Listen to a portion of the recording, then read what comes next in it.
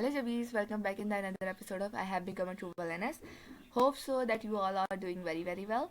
By the way, in today's video मैंने अपने आप को एक छोटा सा चैलेंज दिया है कि मैं जितनी मैक्सिमम लेंथ की वीडियो बना सकती हूँ आज रात के लिए मैं बनाऊंगी एज बिकॉज आज सैटरडे नाइट और मेरे पास टाइम है और ये टाइम ऐसे आया है कि मतलब ऑब्वियसली सैटरडे नाइट मेरे ख्याल से हर फैमिली में एक फैमिली गैदरिंग की नाइट होती होगी बट हमारे लिए अगर नहीं भी है तो हमारे लिए बहुत स्पेशल नाइट होती है जहाँ पर हम सब बैठ के पॉपकॉर्न खाते हुए एक साथ मूवी देखते हैं और बहुत इन्जॉय करते हैं बट फॉर यू चबीज I am just sacrificing that night so in return मुझे भी आप लोगों से कुछ चाहिए मतलब ज़्यादा कुछ नहीं बट छोटी सी बात है कि आप इस वीडियो पर जितने मैक्सिमम लाइक कर सकते हो वो करना और प्यारे प्यारे कमेंट्स छोड़ के जाना ताकि मैं उससे देखकर ऐसी ही और लंबी लेंथी वीडियो बनाने के लिए मोटिवेशन ले सकूँ। आप लोग इसे एज अ फेवर भी ले सकते हो बट प्लीज़ करके जाना प्लीज़ प्लीज़ इस चैलेंज को प्लीज़ कंप्लीट करना। So without wasting your time guys let's start together in the another episode of madness. तो स्टोरी का स्टार्ट होता है हमें सारिया को दिखाया जाता है जो कि लीना के कमरे में और वो खड़ी होती है और वो बोलती है ये मुमकिन नहीं है, ये कैसे हो सकता है, इसकी तो कोई सेंस ही नहीं बन रही है। जहाँ तक मुझे याद है सारिया की लीना की जितनी भी स्टडी की पावर्स हैं वो स्टोरी के आखिर में अपेयर होनी थी, ये अचानक इस तरह क्यों? क्या मैंने कुछ गलत पढ़ा था या मुझे कुछ भूल रहा है? मुझे नहीं लगता ऐसा कुछ हो सकता है। उसकी पावर्स आखिर में अवेकन होनी थी तो ऐसा क्यों हो रहा है? क्या वो मुझे बचाना नहीं चाहते? क्या वो चाहते हैं मैं मर जाऊँ? क्या मेरी किस्मत में यही लिखा है? वो सीन वहीं कट हो जाता है। उसके बाद हमें योगेश को दिखाया जाता है जो कि आके पूछता है कि जो लीना है वो कैसी है अब। उसके पीछे जो बंदा खड़ा होता है वो बताता है कि हाँ योगेश आपकी बदौलत अब वो बहुत बेहतर है।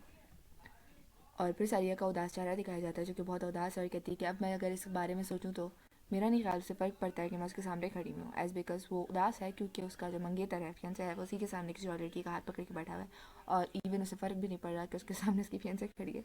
तो वो उदास है इस बारे में। आगे फिर हमें जो पीछे उसके बंदा खड़ा होता है योगेश के वही बताता है कि क्या कहते हैं योगेश जो नई स्टडी है वो अपेयर हो चुकी है अब और आप फिक्र मत करें जब भी वो उठेगी वो आपकी तमाम तर फेवर्स जो आपने उस पर किए हैं वो बेशक वो आपकी जो तमाम तर फेवर्स हैं उन्हें पूरा करके उतारेगी और आपका कोई कर्ज भी अपने ऊपर नहीं रखेगी। फिर उसके बाद जो योगेश है वो सारिया को बुलाता है कि लेडी सारिया क्या आपके साथ भी कुछ ऐसा हुआ था जब आप स्टडी बने थे? नहीं योगेश मेरे साथ ऐसा कुछ नहीं हुआ था, मेरे ख्याल से ये सब कॉन्स्टलेशन स्टील की वजह से हुआ है। क्या कॉन्स्टलेशन स्टील? क्या इसका मतलब कि उसे इफेक्ट मालूम होने के बावजूद कि उसकी बॉडी में डिवाइन पावर्स ओवरफ्लो कर रही हैं उसके बावजूद उसने जिद किया तुम लोगों से कॉन्सलेशन स्टील को हाथ लगाने के लिए? क्या बेवकूफ़ी है ये? क्या उसने ये सब जानबूझ के किया? क्या ये हंगामा जो भी मेरे पैलेस में हुआ क्या ये सब उसने जानबूझ के किया? कितनी बेवकूफ़ लड़की है ये, कैसे मालूम नहीं कि वो पावर्स कितनी ओवरफ्लो हैं और वो कैसे इसे एग्जॉस्ट कर सकती हैं? ये तो मर भी सकती थी इनकी वजह से। जो फादर होता है वो बहुत इतराते हुए बोलते हैं कि ओह वेल मेरा नहीं ख्याल वो कभी भी एक्सटर्नी बनना चाहती थी और जहाँ तक मेरे मेरे मुझे मालूम है उसे मालूम था कि ऐसी कोई पॉसिबिलिटी नहीं है कि वो एक्सटर्नी बन पाए। तो जो जर्ग्रेस है वो बहुत गुस्सा होता है, वो दूसरे लड़के से पूछता है क्या तुम वही हो ना जिससे सारी जिम्मेदारी गई थी उसके लेसन पे ध्यान रखने की? तो तुम बताओ मुझे उसने ये सब करने की हरकत क्यों सोची, वो ऐसा क्यों करना चाहती थी? और वो जो लड़का है वो झिझकते हुए कहता है वो दरअसल वो जो है वो लेडी सैरिया से चलती थी और बस वो भी चाहती थी कि जैसा ग्लोरी और जैसा ग्रेस सैरिया के पास है वैसा ही उनके पास हो, बस उन्होंने इसलिए ये सब किया। जो सैरिया है वो बहुत शौक हो जाती है और वो शौक होते हुए पूछती नहीं है, खैर दिल में ही अपने आप से पूछ रही थी कि वो लीना मुझसे जेलस मगर क्यों, ऐसा क्यों है? जहाँ तक मुझे याद है बुक में ये जो सब कुछ हुआ था मतलब कि वो पावर मतलब उसके कॉन्सलेशन स्टील के कांटेक्ट में आई और उसकी पावर जो है वो ओवरकम हो गई और एग्जॉस्टेडली फट गई, ब्लास्ट हो गई और इतनी बुरे तरीके से ब्लास्ट हुई कि वो मर भी सकती थी। मगर ये सब एक एक्सीडेंट था। क्या इस बार उसने ये सब जानबूझ के किया? ऐसा क्यों किया उसने? क्या इसलिए कि वो मुझे एडमायर करती थी या फिर वो बस चेक करना चाहती थी कि वो एक स्टैंडी है? ग्रेस प्लीज़ मुझे माफ़ कर दीजिए, ये सब मेरी गलती है, ये सब मेरी गलती है, प्लीज़ मुझे माफ़ कर दीजिए। ओह शुगर है तुम्हें होश तो आया, तुम डम्ब हो। पता नहीं कैसे कैसे लोग रखे हुए हैं इस पैलेस में हमारे। तुम शुक्र करो मैं तुम्हारी जान बख्श रहा हूँ। ये सब जो भी तमाशा आज मेरे पैलेस में सब तुम्हारी वजह से हुआ। सारी अपने दिल में सोच रही थी कि जो चीज़ें हैं वो ओरिजिनल नॉवल से बहुत ज़्यादा हटके नहीं चल रही, सब कुछ बहुत मुख्तलिफ नहीं हो रहा। और फिर अचानक से पीछे से सारिया को किसी की आवाज़ आती है जो कहता है योर ग्रेस, जो लेडी सारिया हैं वो होश में आ गई हैं, योर ग्रेस वो जाग गई हैं। और आप इसको एज अ डॉक्टर समझ सकते हो, बाय द वे ये भी क्यूट है। आगे बढ़ते हैं। खैर तो योगेश कहता है बहुत एटीट्यूड में आकर कि हाँ अगर वो चाह गई है तो फिर चलो हम भी चलते हैं, हमें भी बहुत काम है। तो जो सामने वाला लड़का होता है कि योगेश प्लीज़ एटलीस्ट अंदर आके अगर आप मिल लेंगे तो ये ज़्यादा बेहतर नहीं होगा क्या? तुम्हें मैं उसकी नर्स मेड लगता हूँ जो मैं उसकी टेक केयर करूँ या उसको आकर देखूँ? जो ग्रेस प्लीज़ प्लीज़ प्लीज़ के साथ हमारे जैसे रिलेशन है उनकी लाश रख लें कम अज़ कम, प्लीज़ हमारे साथ चलें। और वो लड़का जो है वो बहुत ज़्यादा इंसिस्ट कर रहा था, इवन वो रोना भी शुरू कर देता है उसके सामने। लेट्स सी योर ग्रेस मानता है या नहीं मानता, वैसे उसका एटीट्यूड ऐसा है नहीं। सो यस, समहाउ जब Syria, sorry it's my fault, Syria नहीं कहती बल्कि योर ग्रेस कहता है कि सैरिया अगर तुम्हें एतराज़ ना हो तो क्या हम दोनों मिलकर उसे विजिट करें, क्योंकि आफ्टर ऑल वो अब तुम्हारी फेलो है, तो फेलो स्टडी है। तो सैरिया जो है वो आंखों में आंसू लेते हुए थोड़ा सा कहती है यस चलते हैं हम। और इसके बाद बताया कि कैलिस दिखाया जाता है जो बहुत चीखते बातें कहते हैं, लीना, लीना को दिखाया जाता है जो हल्की हल्की आंखें भी खोल रही होती है। और कैलिस से पूछता है क्या तुम होश में आ गई हो, वो कहती है कैलिस। और वो कैलिस से कहती है कि मुझे बहुत तकलीफ़ हो रही है, मुझसे अब बर्दाश्त नहीं हो रही है तकलीफ। तो कैलिस कहता है तुम फिक्र मत करो, तुम बहुत जल्दी ठीक हो जाओगी, मैं हमेशा तुम्हारे साथ हूँ। और ब्ला ब्ला ब्ला बहुत सारी बातें बोलता है वो। और जो यहाँ पर अगर आप देखो ना तो सिचुएशन थोड़ी सी लव ट्रायंगल वाली वाइब दे रही है कि जो योर ग्रेस है वो सैरी को देख रहा है, सैरिया जो है वो कैलिस को देख रही है और वो बहुत उदास है। तो यहाँ पर बीबी भी खड़ा हुआ है, डॉक्टर भी खड़ा है, कोई नहीं गया, मगर इस कैलिस को पता नहीं क्या था कि ये फ़ौरन भाग कर चला गया। खैर आगे जो बीबी है वो सारे कान में आके फुसफुसाता है कि अगर आप चाहो तो मैं इसका हाथ जो है वो अभी काट सकता हूँ, क्या मैं काट दूँ इसका हाथ। और बहुत डेविल वाली वाइब में ये दे रहा होता है। और जो योर ग्रेस है वो फादर को बुला, योर ग्रेस है वो बगैर किसी के सामने आए सारिया के लिए स्टैंड लेता है और कहता है ये जो लीना है ये परेशानी की जड़ है और मैं इसे अपने पैलेस में और भी ज़्यादा देर तक नहीं झेल सकता। तो जो सैरिया है वो बहुत शॉकिंगली उसकी तरफ देखती है और अपने दिल में बोलती है क्या इसने अभी बस इसे परेशानी की जड़ कहा। और वो आगे कंटिन्यू करते हैं योर ग्रेस और कहता है कि प्लीज़ जितना जल्दी हो सके, जितना जल्दी ये चलने के काबिल हो इसे लेके जाओ इधर से, मैं इसे और छीन नहीं सकता अपने घर में। और वही लफ्ज़ दोबारा यूज़ करता है कि एक परेशानी की जड़ है। और फिर वो लीनियन को कहता है कि तुम भी जाओ, जाके चर्च के नाम ना एक लेटर लिखो कि प्लीज़ आए और इसे लेके जाएं, मैं और ज़्यादा देर तक इसे नहीं देख सकता ना इस अपने पैलेस में, ये बहुत फसाद ऑलरेडी डाल चुकी है। तो जो लीनियन होता है वो बोलता है यस योर ग्रेस मैं चाहता हूँ। फिर उसके बाद पीछे से हमें किसी की आवाज़ आती है जो बहुत चीखते हुए कहते हैं योर ग्रेस, क्या आपको दिखाई नहीं देता वो किस कदर बीमार है। और जो लीनिया है वो कैलिस को शांत कराने की कोशिश कर रही होती है और कहती है कैलिस बात सुनो मेरी। और कैलिस बोलता है उसके बावजूद भी आप उसे ऐसा कैसे कह सकते हैं, एक परेशानी की जड़, क्या आपको क्या लगता है क्या वो अपनी मर्जी से बीमार हुई थी, क्या वो ये चाहती थी कि वो बीमार हो। आप किसी लड़की के लिए ऐसे लफ्ज कैसे इस्तेमाल कर सकते हैं, परेशानी की जड़। अब बस भी करो मार्कस हैनिटेशन, कितना तुम फालतू बोलते हो, बस करो, तुम्हारा घर है तो क्या तुम कुछ भी करोगे, तुम एक लड़की की केयर भी नहीं कर सकते। और फिर मार्कस सैनिटेशन कहता है, मतलब कि योर ग्रेस कहता है कि क्या क्या मतलब तुम्हारा, क्या मैं अपने घर में अपने मुताबिक बोल भी नहीं सकता। और मेरे ख्याल से कम अज़ कम मुझे तुमसे जानने की ज़रूरत नहीं कि मुझे घर में किसको रखना है और किसको नहीं। ये मेरा घर है, जिसको चाहूँ रखूँ, जिसको चाहूँ निकालूँ, तुम होते कौन हो बोलने वाले। और ये बोलते हुए ना जो उसकी फेस पे स्माइल होती है ना, मेरे ख्याल से उसने अच्छा खासा तपा दिया होगा कैलस को, क्योंकि ऑब्वियसली आप किसी के साथ लड़ रहे हो स्माइल से लड़ रहे हो तो सामने वाले को गुस्सा, जो कैलस है वो बहुत ज़्यादा गुस्से वाला मुंह बनाते हुए कहते हैं फिर भी ये कुछ ज़्यादा नहीं था, क्या तुम्हें नहीं लगता इसमें उसका कोई कसूर नहीं। तो जो योर ग्रेस है वो एक एक्सलेंट लाइन मारते हुए कहता है कि बेहतर होगा, अच्छी बात है कि तुमने ये मेंशन कर दिया और मेरे ख्याल से तुम्हें ये बात याद भी रखनी चाहिए, क्योंकि मेरे ख्याल से इस वक्त जो कंडीशन मेरी वजह से लीनिया की है वो तुम्हारी वजह से इससे भी बुरी तुम्हारी बेटरहुड की है, मतलब कि तुम जिससे शादी करने वाले हो तुम्हारी फियांसे उसकी है। और लीनिया जो है ना सीरियस जो है ना ये बात सुन के लाइक मतलब वो शॉक हो जाती है ऑब्वियसली कि उसको अचानक से मेंशन कर दिया गया है, क्योंकि वो फील कर रही थी बट एक्सप्रेस नहीं कर पा रही थी, जो कि योर ग्रेस ने कर दिया। फिर जो वो है कैलिस है उसकी तरफ योर ग्रेस देखते हुए बोलता है मेरे ख्याल से तुम्हारी जो अटेंशन है और जो प्रायोरिटीज़ है वो कुछ ज़्यादा ही इधर उधर भटक रही हैं। ग्रेस जो है वो अपनी बात को आगे कंटिन्यू करते हुए कहता है कि मुझे लगता है लोगों को ये गलतफहमी होगी कि तुम्हारी जो फियांसे है वो सैरिया नहीं बल्कि लीना है।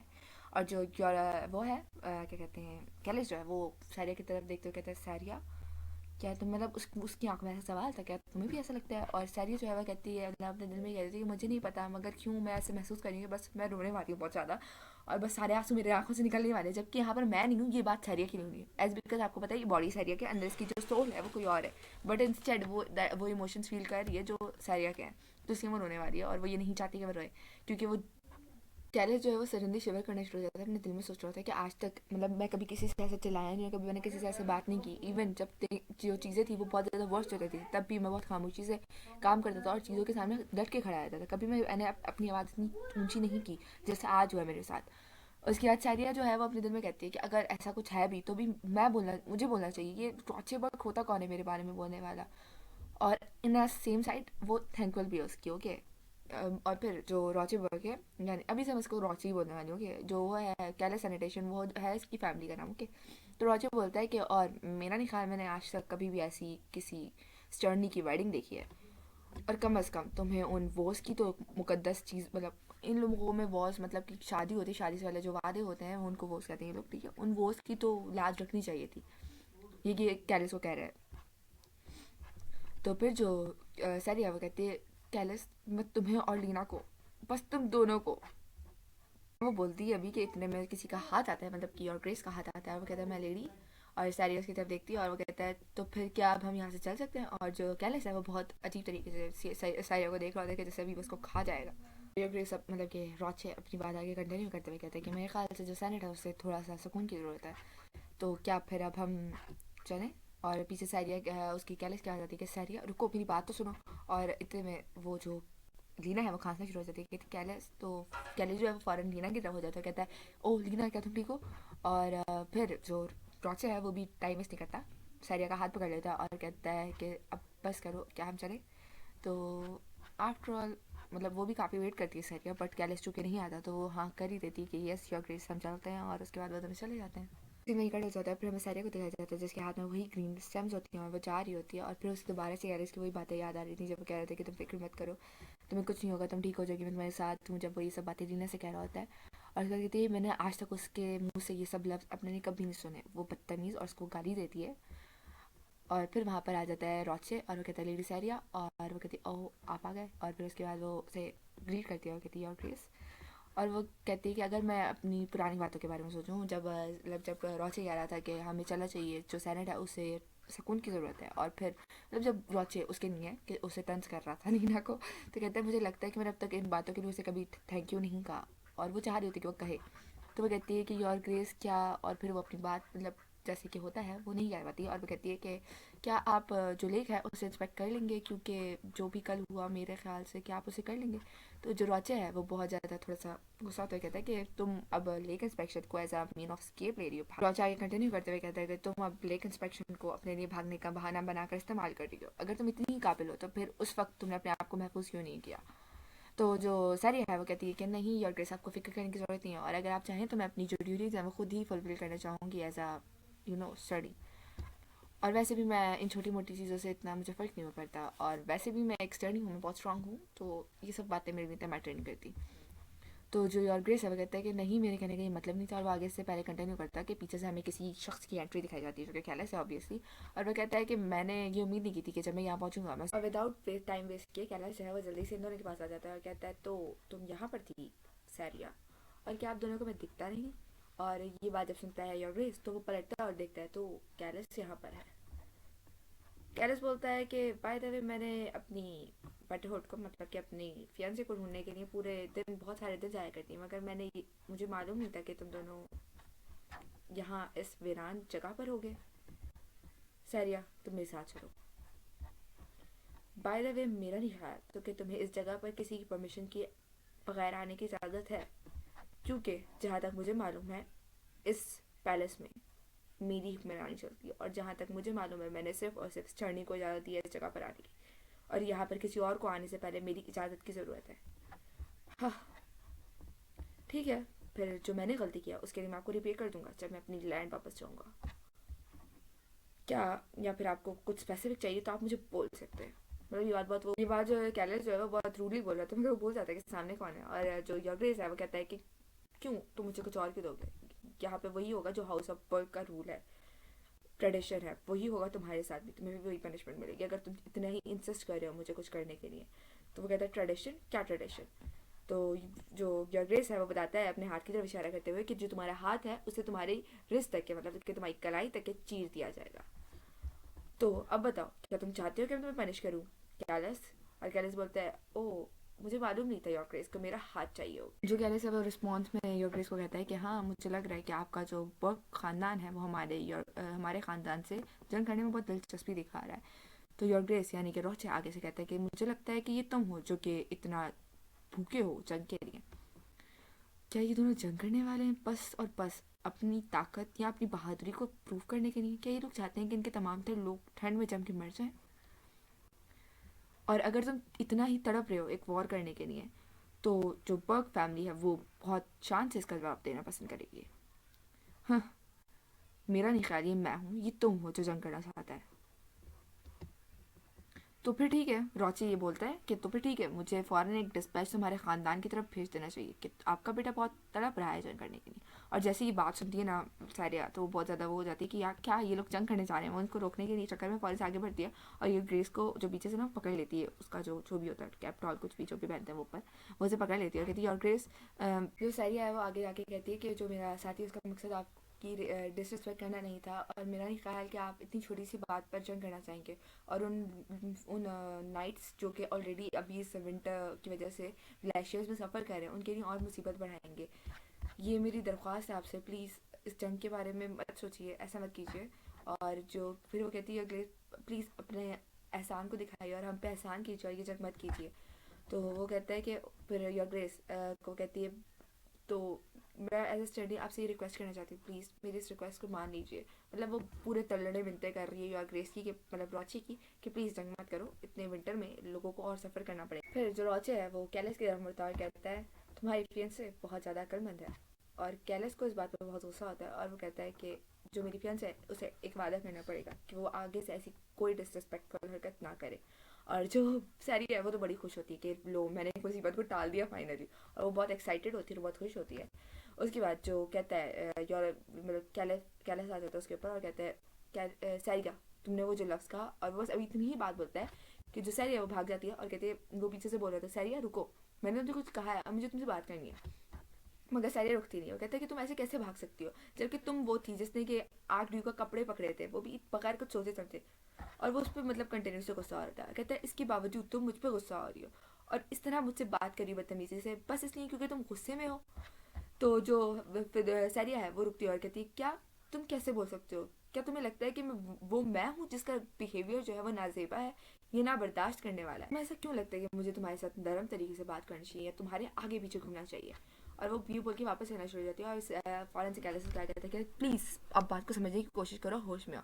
तुम क्यों नहीं समझ रही कि लीना बीमार है, और तुम ऐसी हरकतें क्यों कर रही हो। तुम्हें नहीं मालूम कि वो गॉड की तरफ से हमारे लिए आई है और वो किसी और दुनिया से, उसके पास यहाँ पर कोई नहीं है सिवाय मेरे।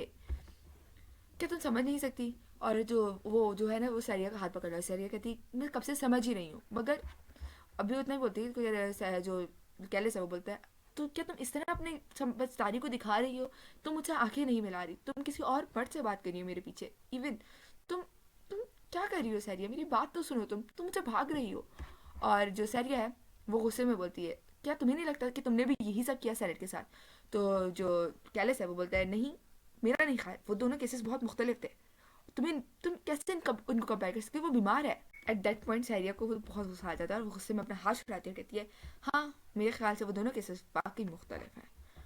एटलीस्ट मैंने तुम्हारे सामने जो आर्क ड्यूक है उसे उसके नाम से नहीं बुलाया जैसे तुम कर रहे थे। ये बहुत कोशिश कर रही थी कि वो अपना हाथ कैले से छुड़ा ले, मगर ये ढीठ उसका हाथ छोड़ ही नहीं रहा होता। और सैरिया कहती है, मुझे मेरा हाथ छोड़ दो। और सैरिया जो कैले से बोलता है, सैरिया प्लीज़ मेरी एक मिनट के लिए बात सुनो। और फिर सैरिया बोलती है, मैं बहुत सुन चुकी हूँ तुम्हारी, अब मेरा हाथ छोड़ो, मुझे जाने दो। और वो कहती है कि मैं बस बहुत थक चुकी हूँ इन चीज़ों से। और वो बहुत गुस्से में झटके में अपना हाथ उठाती है और कैलिस कहती है, सैरिका। और वो पीछे देखता है तो उसका हाथ जो है वो दीवार में लग जाता है। कहती है, मैंने तुम्हें कहा था मुझे छोड़ दो। और पीछे में उसका हाथ दिखाया जाता है जो पूरा का पूरा खून में हुआ होता है, बहुत जख्मी हो चुका होता है और उसकी आंखों में आंसू होते हैं। सारिया रोते हुए अपने दिल में कहती है कि मैं ऐसा नहीं कि मैं अपने आप को इस नॉवल की हीरोइन के साथ कंपेयर कर रही हूँ, बट मैं वाकई कैलिस को बहुत पसंद करती थी और उसकी आंखों में बहुत आंसू होते हैं।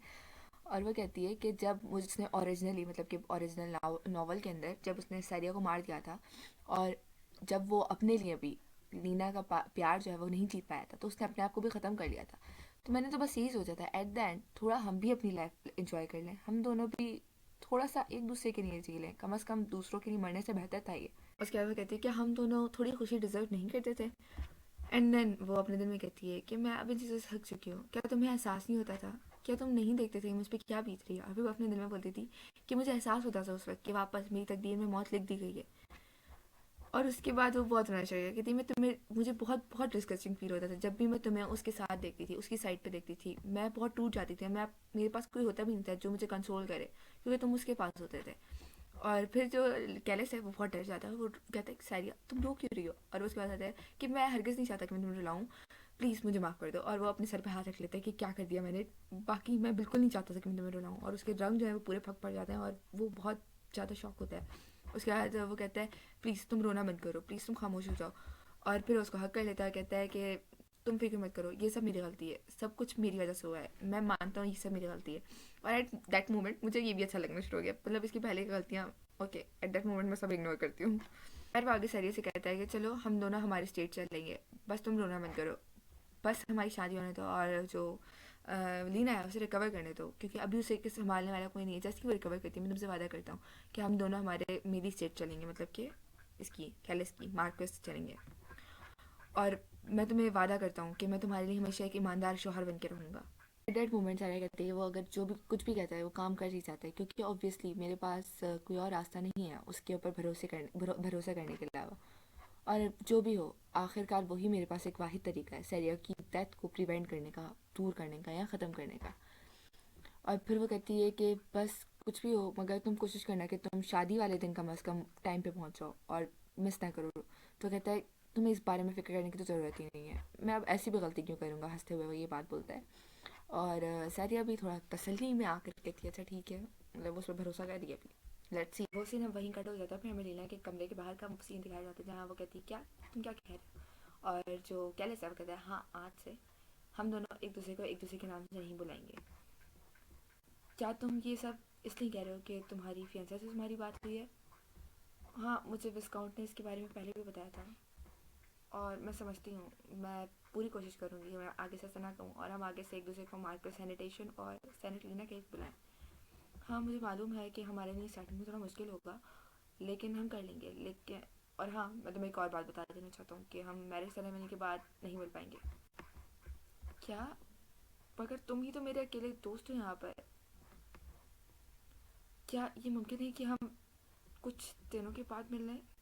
लीना चलो देखता हूँ तुम्हें ठीक है फिर गुड बाय करते हैं। और उसके लिए वो हाथ उठाता है तो लीना कहती है ये ब्रेसलेट मैंने इससे पहले तुम्हारे हाथ में ये ब्रेसलेट नहीं देखी। तो कहता है ओह तुम बताते हुए कहती है कि तुम्हें पता है मैं कितनी मुश्किल से यहाँ पर सेटल हुई थी, और अब उस पर्क ने कह दिया, मतलब कि रोचे ने कह दिया कि तुम्हें चर्च जाना होगा, और अब तुम कह रहे हो कि तुम मेरे दोस्त नहीं हो। कि कितना डिस्गस्टिंग है, तुम्हें मालूम है मैं यहाँ कैसे सर्वाइव कर रही हूँ। तुमने कहा था तुम हमेशा मेरे प्रोटेक्टर हो गया, और ये कहते वो ज़मीन पर बैठ के रोने शुरू हो जाते। ओह तो तुम हर चीज़ नोटिस कर लेती हो, ये दरअसल गिफ्ट है उसकी तरफ से, सरिया की तरफ से मुझे। क्या इस ब्रेसलेट का कुछ स्पेसिफिक मीनिंग है, मतलब ये थोड़ा अजीब है, मतलब यूनिक है। हाँ इसका मतलब ये है कि आप किसी से इतना करीब नहीं हो सकते कि वो आपको उसके नाम से बुलाए। मतलब इन शॉर्ट सरिया ने उसको एक अल्टीमेटम दिया, तुम लीना के करीब नहीं जाओगे, इतना करीब तो बिल्कुल नहीं कि वो तुम्हें हमारे नाम से पुकारे। और इसके बाद जो है ना, जो लीना है वो बहुत ज़्यादा गुस्सा हो जाती है और बहुत मतलब टूट सी जाती है और नीचे बैठ जाती है ज़मीन पर, और वो लाइक बस वो चीखना शुरू हो जाती है कि मैं कैसे रहूँगी अकेले यहाँ पर, मेरा यहाँ पे कोई दोस्त नहीं। लीना वहीं रोते हुए बैठते हुए बच्चों की तरह रोते हुए कहती है कि तुम्हें नहीं मालूम कि मैं कितना खुश थी और जब मैंने सुना था कि तुमने वो वर्ड्स कहे थे। और फिर जो कैलस है वो भी आगे बढ़ता है और कहता है लीना हाँ, फिर वो अपने दिल में कहता है कि हाँ मुझे मालूम है कि वो किसी और दुनिया से ही है, इसके लिए बहुत मुश्किल होगा, और मैं ये भी नहीं भूलना चाहता कि वो बीमार है। चलो इस दफ़ा फिर मैं इसके साथ हूँ, मगर ये सिर्फ आखिरी दफ़ा होगा जब मैं इसके साथ हूँ। में दिखाया जाता है कि कैलिस और सैरिया कह रही हूँ, लीना जो है वो उस बेड के पास बैठे होता है, कैलिस बोलता है कि आप तो बेहतर महसूस कर रही हो। तो लीना जो है वो कहती है अपना सर हिलाते हुए कहती है हाँ मैं बेहतर महसूस कर रही हूँ। फिर वो बोलती है कैलिस वो कहता है मैं बस अभी ना ग्लेशियर विजिट करना चाहती हूँ। तो कैलिस भी बड़ा हैरान होता है और बोलता है मगर क्यों, तुम किस वजह से विजिट करना चाहती हो। तो कहती है क्योंकि अब एक मैं भी एक स्टडी हूँ और मैं चाहती हूँ कि मैं वहाँ का काम जल्दी समझ जाऊँ, सो दैट मैं सैरिया की मदद कर सकूँ उसके काम में, और मेरे ख्याल से इससे हमारे रिलेशनशिप्स जो हैं वो और भी अच्छे हो जाएंगे। कैलिस कहता है, और ये कहते हुए खड़ी हो जाती है। कैलिस कहता है कि हाँ मुझे तुम्हारी जो फीलिंग्स हैं वो समझ आ रही हैं, बट मेरे ख्याल से तुम्हें अभी नहीं जाना चाहिए, तुम्हारी हालत अभी वो इतना कहता ही है कि वो अपना बहुत ही डरावना से चेहरा बना के कहती है कैलिस अब मुझे और ऑब्जेक्शन देनी चाहिए, अगर तुम मेरे साथ नहीं भी आओगे तब भी मैं वहाँ जाऊँगी, तो सोच लो फिर। और फिर कैलिस कहता है लीना अभी भी वो मेरी फैमिली के नेम के अंदर, मतलब मेरे नेम फैमिली के नेम मतलब हेनिटेशन के नेम के प्रोटेक्शन में, तो मुझे अभी इसके लिए कुछ ना कुछ करना होगा। तो अच्छा फिर ठीक है चलो। फिर जो कैलिस है वो अपने दिल में कहता है कि कुछ भी हो मगर मैं अपनी फैमिली के नेम पे कोई बात नहीं आने दे सकता, इसलिए मुझे इसके साथ जाना ही होगा। और फिर वो लीना को कहता है कि हाँ जो भी हो लेकिन तुम्हें ये सब जल्दी करना होगा क्योंकि हमें जल्दी घर लौटना है। तो कहती है हाँ हाँ मुझे मालूम है और मैं तुम्हारे बातों का मान रखूँगी, तो प्लीज़ अब जल्दी चलो। ठीक है कि वो निकल जाता है और फिर हमें बताया जाता है कि कोई उस सारे को कह रहा था कि अब लास्ट टाइम है और तुम अब मुझे बता रही हो कि वो लोग यहाँ से चलेगा और अब हमारे पास उनकी बातों की कोई कीमत नहीं बची। यहाँ पर रॉची खड़ा होता है जिसको लीनियन जो है वो अपनी एक्सप्लेनेशन दे रहा होता है कि हमने बहुत कोशिश की कि हम हर तरह से उन्हें ढूंढें मगर अफसोस कि वो हमें मिल नहीं पाए और हमारे जितने भी ताल्लुकात थे उनके साथ यानी कि कैलिस के साथ और सैनेट के साथ वो टूट चुके हैं। हमें नहीं मालूम हम उनसे कैसे कॉन्टैक्ट करें और ज़्यादातर लोग यही कह रहे हैं कि मेरे ख्याल से वो जो है वो तूफान में फंस गए हैं और वो वहाँ से निकल नहीं पा रहे। तो जो रॉचा है उसे बहुत गुस्सा आ जाता है, वो अपनी मुट्ठी बंद करता है और कहता है क्या वो पागल हो गया था जो यहाँ से गया था, क्या वो इस हालत में सारिया को मरने के लिए छोड़ के गया। और ये बात पता नहीं क्यों कह रहा है रॉचे। लेट्स सी आगे से क्या होने वाला है कि जिसकी वजह से सारिया हमारे यहाँ जो रॉचे है वो बहुत आग बगुला हुआ है और वो पीछे लीनियन से कहता है कि बेशक वो पागल हो गया था जो इतनी लापरवाही दिखा के बाहर चला गया। तो जो लीनियन होता है वो एज एक्सप्लेनेशन उसके लिए कैलिस के लिए कहता है कि मुमकिन है हो सकता है वो आखिरी तूफान में फंस गए हों और कुछ भी हो सकता है वजह। तो जो रॉची होता है वो मुड़ के कहता है यहाँ पर कुछ भी वजह नहीं होनी चाहिए और अगर ये बात एक स्टैंडी की वेडिंग के ऊपर है तो किसी भी चीज़ को इतना लाइटली नहीं लिया जा सकता, बेशक वो उसके वेन्यू के लिहाज से हो, उसकी ड्रेस के हवाले से हो या किसी भी चीज़ के, चाहे उसके मैन के हवाले से हो, किसी भी चीज़ को हम लाइटली नहीं ले सकते। क्या तुम्हें मालूम है अगर उसकी शादी में थोड़ा से भी गलती हुई तो उसकी जो पावर्स हैं वो सारी इरप्ट हो जाएंगी, सब ख़त्म हो जाएगी और वर्स्ट सिनेरियो में वो मर भी सकती है।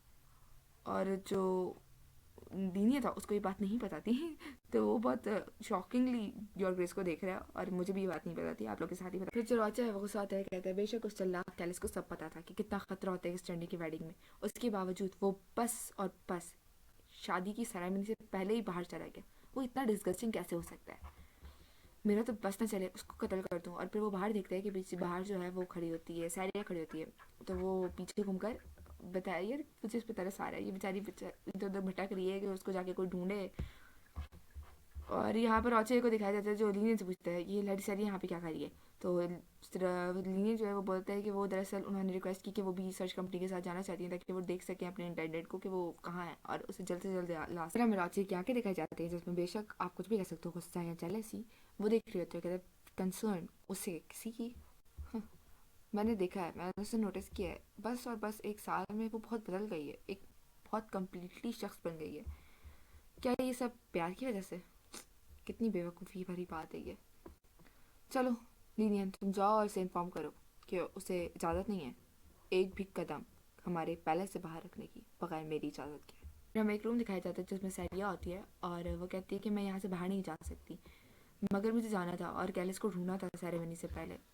फिर वो तय वहाँ पर किसी के पाँव दिखाए जाते हैं और वो कहता है माय लेडी, और ये बीबी होता है और वो कहता है कि हम लोग आना नहीं चाहते थे लेकिन हमें कहा गया कि तुम घर लौट जाओ क्योंकि जैसे जैसे हम ग्लेशियर के करीब जा रहे थे वैसे वैसे जो तूफान था वो और भी ज़्यादा बढ़ रहा था।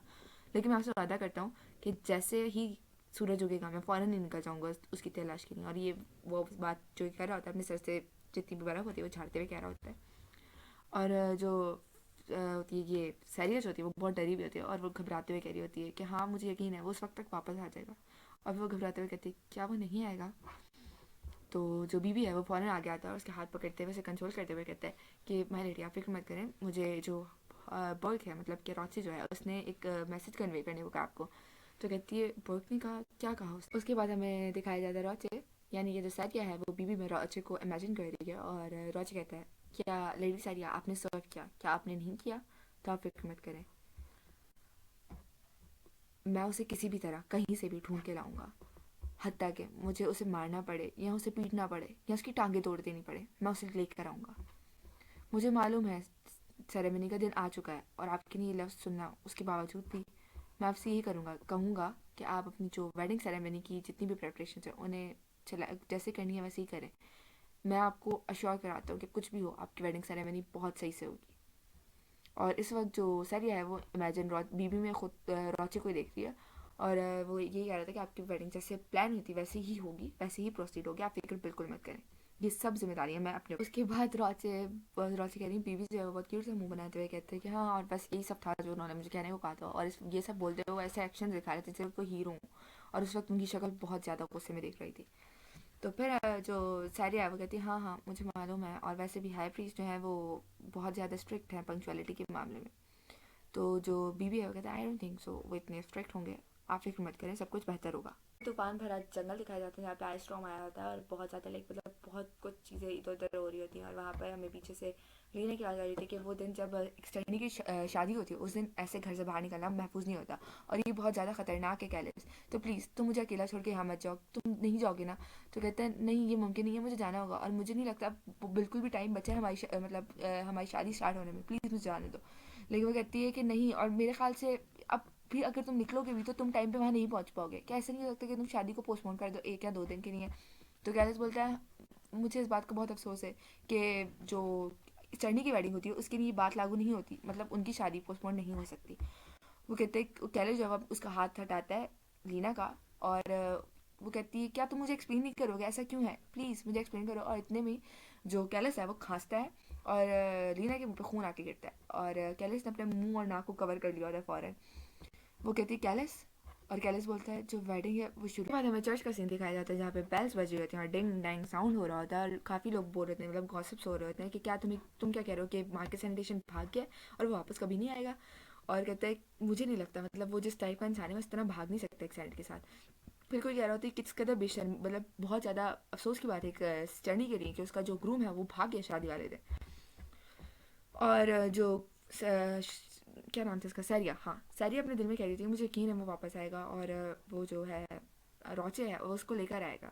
और तुम कब आओगे, मतलब वो अपने दिल में गुहार लगा रही होती है कैरस से कि तुम कब आओगे, प्लीज़ जल्दी आ जाओ। इतने में वहाँ पे 2 लड़कियाँ होती हैं, वो बोलती हैं कि यहाँ पे ये इंपॉर्टेंट नहीं है कि वो भाग गया, यहाँ पे मुझे लग रहा है कि, और इतना ही वो बोलती है कि आगे नेक्स्ट सीन। और वो लड़कियाँ जो नेक्स्ट लाइन बोलती हैं वो ये थी कि जो लेडी सैरिया की डिवाइन पावर्स हैं वो एक्सप्लोर होने वाली हैं, मतलब कि इस वक्त जो सैरिया है वो मरने वाली है। और जब ये बात जो है वो सुनता है, बीबी सुनता है, तो कहता है क्या तुमने क्या कहा, और वो उस लड़की के ऊपर बिल्कुल आ जाता है, वो कहते हैं तुमने क्या होने वाला है यहाँ पर। तो वो जो लड़की है वो बहुत घबराते हुए कहती है कि दरअसल दरअसल वो एक्सप्लोर होने वाली है। और जब वो ये बात बोलती है मुझे घबराहट में मुझे बोल देती है और सारे लोग जो है बहुत पैनिक कर जाते हैं, कहते क्या ये क्या हो रहा है। और यहाँ पर ना वो जो सैरिया होती है उसकी नाक से भी खून आना चल जाता है, जैसे कैलिस की नाक से खून आया था। कहती क्या ये क्या हो रहा है मेरे साथ। और वो जो बीबी होता है वो सबको कहता है मुझे छोड़ो, लेडी सैरिया को कुछ हो रहा है मुझे जाने दो। और सब कह रहे थे नहीं तुम वहाँ मत जाओ, अगर तुम वहाँ जाओगे तो उनकी पावर जो है वो एक्सप्लोर जो होंगी वो डबल पावर्स होंगी, डबल स्ट्रेंथ होंगी और उससे ना कि सिर्फ उन्हें नुकसान होगा बल्कि हम सबको भी नुकसान होगा, तो तुम वहाँ मत जाओ। क्योंकि लेडीज़ की जो मतलब सैरिया को बचाने के लिए इस वक्त कोई नहीं जा सकता, बस वही जा सकते हैं जो कि उस वक्त उनकी जो सिर्फ वो लोग जो कि कमिटमेंट सेरेमनी में थे, यानी कि जब उनकी मंगनी हुई थी उस वक्त जो लोग थे वही इस वक्त सिर्फ सैरिया के पास जा सकते हैं, अदरवाइज कोई भी जाएगा तो सैरिया बहुत बुरे तरीके से एक्सप्लोर कर जाएगी। तो इसलिए सब उसको रोक रहे होते हैं और उस वक्त वो बस अपने दिल में गुहार लगा रही होती है। हर कोई एक दूसरे से पूछ रहा था कि मार्केट सैनिटेशन कब आने वाला है, हर कोई अपने मतलब साइड हो जाओ, उसकी साइड से साइड हो जाओ ना। तो वो कहती है कि मैं बस अपनी पावर्स को यूज़ करूँगी जितनी भी मेरे पास बची हैं ताकि मैं जो मेरी बहुत बुरी वाली एंडिंग है उसे अवॉइड कर सकूँ। कहती है कि बस आखिर में यही होना था, क्यों क्यों मुझे क्यों मरना था, क्या बस इसलिए कि मैं एक विलन हूँ, क्या इसलिए कि सैरिया जो है वो विलन है। मगर इस दफ़ा मैंने तो कुछ नहीं किया, जो मेन कैरेक्टर्स हैं उनके साथ मैं जो भी चाहती थी वो बस जिंदा रहना था, मैं बस और बस जीना चाहती थी। और उसके बाद हमें एक ग्रैंड एंट्री दिखाई जाती है किसकी, रोचे की। वो बहुत धड़म से दरवाज़ा खोलते हुए अंदर आता है, जैसे ही रोचे सामने आता है तो सैरिया के मतलब को थोड़ी सी उसे होप मिलती है और कहती है योर ग्रेस। और इसके बाद वो जो होता है योर ग्रेस होता है वो कहता है उसको लोग कह रहे थे कि आप इसे मत छुएं, वरना अगर आप इसे छुएंगे तो आप भी मर जाएंगे, तो प्लीज़ इसे मत छुएंगे, ऐसा लगता है ये बस अब मरने वाली है। तो वो कहता है क्या मतलब तुम बस उसे मरते हुए देखना चाहते हो। उसके बाद उसको गोद में उठा लेता है और कहता है सैरिया अपने ऊपर कंट्रोल रखो, प्लीज़ जागती रहो, और तुम इस तरह नहीं मर सकती, कम से कम इस तरह तो बिल्कुल भी नहीं, तो थोड़ा सा सब्र करो, मैंने तुम्हारे लिए एक हल तलाश कर लिया है। वो कहता है कि यह तुम्हारे लिए नाइंसाफ़ी होगी, अगर तुम इस तरह मर जाओगी, तुम इस तरह नहीं मर सकती, मैं तुम्हारे लिए कोई ना कोई रास्ता ढूंढूंगा, तुम जागती रहो। तो कहती है हाँ योर ग्रेस, इस तरह मरना, क्या लोग मुझ पर बहुत ज़्यादा तरस खाएंगे, क्या लोग कहेंगे कि ऐसा गुजर गया जिससे कोई प्यार भी नहीं करता था, हत्ता कि उसका अपना दूल्हा उसे छोड़ के भाग गया। और उसकी आंखों में ये कहते हैं आंसू होते हैं और एट दैट मोमेंट उसका हाथ जो है वो लूज होता है और वो गिर जाता है ज़मीन पे, दैट मीन्स उसकी जो पल्स हैं वो रुक गई हैं। और उस वक्त हमें डार्क ऑरा दिखाया जाता है जिस टाइम पे मुझे भी डर लग रहा है कि वो वाकई मर गई है। खैर आगे जो जगरेस होता है यानी कि रॉचे, वो कहता है प्रीस्ट वो के कमिटमेंट सारे मैंने तैयार करो। तो कहते हैं प्रीस्ट जो होता है वो बोलता है क्या मतलब, इसका भी कोई मतलब बन रहा है।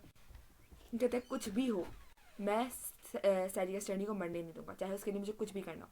तो तुम जाओ और कमिटमेंट सेरेमनी को तैयार करो। और उस वक्त उसका जो ऑरा होता है ना, उसे देख के कोई भी मेरा ख्याल रेजिस्ट कर पाएगा, वो जो भी कहेगा वो करेंगे। तो शायद वो हमें अंधेरे में सैरिया के पाँव दिखाए जाते हैं और कोई सैरिया को पीछे से पुकार आता है कि सैरिया, और सैरिया जो है वो भाग रही होती है और कह रही थी मुझे ज़िंदा रहना है, मुझे छोड़ दो प्लीज़, मैं तुमसे भीख मांगती हूँ, मुझे जाने दो, मुझे ज़िंदा रहने दो। और अचानक से उसकी आँख खुलती है तो सामने बैठा होता है रोचे, जो कहता है तुम जाग गई। वो कहती है कि और ग्रेस आप यहाँ क्या कर रहे हैं? और वो कहता है हाँ बस मैं देख रहा था कि तुम किस कदर रो रही थी अपने सपने में, अब ऐसा क्या देख लिया था तुमने? कहती है मैं रो रही थी? कहते हैं हाँ ऑफ कोर्स, वरना मैं तुम्हें जगा ना देता। अच्छा तो आप थे जो मेरा नाम ले रहे थे? कहते तो फिर और कौन हो सकता है जो तुम्हारा नाम लेगा? कहती है वो, कहता अच्छा मैं मर रही थी सपने में, बस इसलिए मैं डर गई थी। क्या तुम्हें मौत से डर लगता है? हाँ अब सबको लगता होगा, मेरा नहीं ख्याल। खैर कैलिस का क्या, क्या वो आ गया था? हाँ तुम कुछ भी सोच रही हो। और उसके बाद कैलिस का नाम सुनते ही रॉसी में भूत आ जाता है। वो जो कपड़े से उसका बुखार उतारने के लिए जो कपड़ा रखा था ना, उस कपड़े को उसके मुंह पर रखता है और अच्छे से रगड़ना शुरू कर देता है। कहती तुम ये क्या कर रहे हो? वो कहता है शायद ना तुम्हें अमनेस्टिया हो गया, तुम तुम्हें जगाने की कोशिश कर रहे हो, तुम्हें याद नहीं है कि क्या हुआ था? और फिर उसे याद दिलाता है कि वो नहीं आया था, इसकी वजह से मतलब कि रॉचे उसे उठाकर अपने हेड के पास लेके गया, अपने फैमिली हेड के पास। और उसके बाद उसने उसके लिए औत ली, मतलब कि एक स्वेड ली, कसम ली। और उसके बाद obviously they are husband and wife. तो वो पूछती है क्या हम हस्बैंड वाइफ है? कहते हैं हाँ ऑफ कोर्स, ज़रूरत के मुताबिक। तो वो बहुत शौक हो जाती है क्योंकि जिस इंसान से वो भाग रही थी वो उसी की बीवी है। वो कहती है क्या मतलब इसका, क्या हम वाकई, क्या हम वाकई हस्बैंड? मेरा और सैरिया से कहता है और वैसे भी हम इतनी अच्छी स्टैंडिंग को खो थोड़ी सकते थे। तो सैरिया बोलती है क्या इसका मतलब ये है कि तुम्हें मालूम था कि अगर मेरी शादी ना हो पाई तो मैं मर जाऊंगी? तो कहता है हाँ मुझे मालूम था। और कहता है बेशक जो स्टैंडी की वेडिंग होती है वो बहुत डिफ़िकल्ट होती है और बहुत डेंजरस अफेयर्स होते हैं इसमें, तो इसलिए ये इसके जो होता है उसका पार्टनर जो होता है उसी की बात पहले से ही बता दी जाती है। तो कहती है क्या मतलब तुम ये कह रहे हो कि उसे पहले से मालूम था? और उसके बाद उस हर तरफ से खामोशी होती है, सन्नाटा। वो अगर ना आया तो मैं मर जाऊंगी। दरअसल सैरिया को इस बात पर बिल्कुल यकीन नहीं आ रहा क्योंकि वो कैलिस पे बहुत भरोसा करती थी। तो उसे यकीन नहीं आ रहा कि कैलिस को मालूम था कि वो अगर ना आया और वो मर जाएगी, फिर भी वो इतना केयरलेस था और उसके बावजूद वो चला गया। उसे इस बात पे यकीन नहीं हो रहा ऑनेस्टली। फिर उसके बाद हमें दिखाया जाता है घर का सीन और बताया कि कैलिस जो है वो वापस आ गया और भागते हुए आता है सैरिया के पास कि सैरिया। और पीछे जो सैरिया को दिखाया जाता है जो कि बहुत ज़्यादा एग्रेसिव होती है और बहुत ज़्यादा ईविल लुक दे रही होती है, बहुत डेविल वाली वाइब आ रही है इससे। और टू बी ऑनेस्ट मुझे इसका ये वाला जो दिखाया ना साइड बहुत ज़्यादा पसंद आई है। तो पीछे जो नौकरानियाँ होती हैं वो कहती हैं कि लेडी दरअसल हमें आर्किटेक्ट ने कहा है कि कोई भी यहाँ पर नहीं घुस सकता आपके बेड चैम्बर में अनटिल वो अलाउ ना करे। तो सरिया कहती है नहीं नहीं आप जाएं, मैं बात कर लूँगी आर्किटेक्ट से, मुझे दरअसल इससे बात करनी है। तो लड़कियाँ चली जाती हैं वहाँ से। कहती है तो वो कैलिस देखो उसकी इतनी गलती है उसके बावजूद वो कह रहा है तुम ऐसा कैसे कर सकती हो, तुमने शादी उससे क्यों कर ली? और वहाँ इतने सारे लोग थे तो फिर भी आर यू क्यों? सिर्फ दैट पॉइंट सैरिया को आ जाता है बहुत गुस्सा और वो अपनी मुट्ठी बनाती कस के और अगले मोमेंट पर उसके मुंह पे रख के चमाट मार देगी। और ये बेस्ट पॉइंट था इस कॉमिक का अब तक, मतलब जिस ऑस्टन वे में चमाट बनाना, मतलब मज़ा आ देख कर, जस्ट आगे देख कर बहुत सही हुआ इस बार। और वो कहती है क्या तुम अभी मुझे कहोगे? और फिर वो कहती है सबसे ऊपर सिर्फ तुम्हारी वजह से मुझे किसी और मर्द से शादी करनी पड़ी, ये सिर्फ और सिर्फ तुम्हारी वजह से था। अगर मैं उस वक्त उससे शादी ना करती तो मैं ऐसी मौत मरती जिसका मैंने कभी तसव्वुर भी नहीं किया। और मेरे ख्याल से तुम्हारा एक्सप्रेशन देख के तो ये मालूम होता है कि बात तुम्हें मालूम थी, और उसके बावजूद भी तुम मुझे कह रहे हो कि मैं किसी से शादी ना करती। क्या वाकई तुम चाहते थे कि मैं मर जाऊँ? और वो कितनी डिस्गस्टिंग तरीके से। हाँ तभी तो तुम उस वक्त एट द मोमेंट उस लीना के साथ टहलने निकल गए थे। तुमसे ये उम्मीद नहीं थी कैलस। कहते नहीं मतलब हम बस और बस बदकिस्मती से वहाँ फंस गए थे, ऐसा कुछ भी नहीं है। मैंने हर मुमकिन कोशिश की कि मैं तुम्हारे पास आ जाऊँ, लेकिन अफसोस की बात ये कि वहाँ पर बहुत ज़्यादा तूफान आया हुआ था। मैंने सब कुछ ट्राई किया मगर एट द मोमेंट मैं लास्ट टाइम गेट पे अनकॉन्शियस हो गया। तुम्हें मालूम है मैं तुम्हें बहुत प्यार करता हूँ, मैंने आज तक तुमसे जो भी बात की है वो सब सिर्फ मेरे दिल से निकली है। मैं कभी झूठ जरिए का हाथ पकड़ता हूँ और कहता है मैं तुमसे वाकई बहुत मोहब्बत करता हूँ, तुम भी जानती हो मैं झूठ नहीं बोलता, मैं सच कहता हूँ, मैं तुमसे बहुत प्यार करता हूँ। और उस वक्त ना उसके हाथ से कुछ पावर्स निकल रही थी जो कि सैरिया को फील हो जाती है। और एट दैट मोमेंट वो कहती है क्या चीज़ है, और वो अपने दिल में बोलती है कि ये पावर्स कैसी हैं। और उससे भी हम कैलिस जिंदा कैसे है? क्योंकि ऑब्वियसली जब वो मिस फॉर्चून हुआ था, मतलब जब शादी नहीं हो रही थी, तब अगर अगर शादी की अगर किसी और से हो भी जाती है सारिया की, मतलब उससे हो जाती है, तो वो सारिया तो बच गई है, लेकिन अभी भी ये अनसेफ है, ये मरेगा इस सूरत में भी। लेकिन ये मरा नहीं है तो इसके पीछे कोई रीज़न होगा। लेट्स सी आगे कि क्या रीज़न है। फिर सारिया कहती है एज बिकॉज ऑलरेडी उसने एक कमिटमेंट सेरेमनी में पार्टिसिपेट किया हुआ है, तो ये ज़रूरी है उसके ज़िंदा रहने के लिए कि वो किसी ना किसी इंपॉर्टेंट ये है कि वो किसी स्टर्नी से शादी करे। और जैसा कि हम सबको मालूम है कि यहाँ पर एक ही स्टर्नी नहीं है, यहाँ पे एक और स्टर्नी है, तो ऐसा मुमकिन है कि इसने कैलिस ने लीना से शादी कर ली। ये बात आती है इसके सारिया के ध्यान में, तो वो कैलिस से पूछती है क्या तुम, और वो ये बात बहुत रोते हुए पूछ रही थी कि क्या तुम, और वो कहती है क्या तुमने लीना से शादी कर ली। और ये बात सुन के उसकी शॉकिंग एक्सप्रेशन देखकर उसको खुद ब खुद सारा अंदाज़ा हो जाता है, और वो कहती है कि हाँ मुझे अंदाज़ा तो था ही, लेकिन खैर बेशक तुम जिंदा हो ये इस बात का सबूत है कि तुम दोनों ने शादी कर ली है। कहती है अच्छा मैं बस सारिया की फेट को अवॉइड करना चाह रही थी कि मैं ना मरूं, मगर मैं कुछ इतना घटिया या कुछ इतना डिस्गस्टिंग फील नहीं करना चाहती थी। मुझे ऐसा लग रहा है कि मेरी जितनी भी मेमोरीज थी सब टूट के बिखर गई हैं।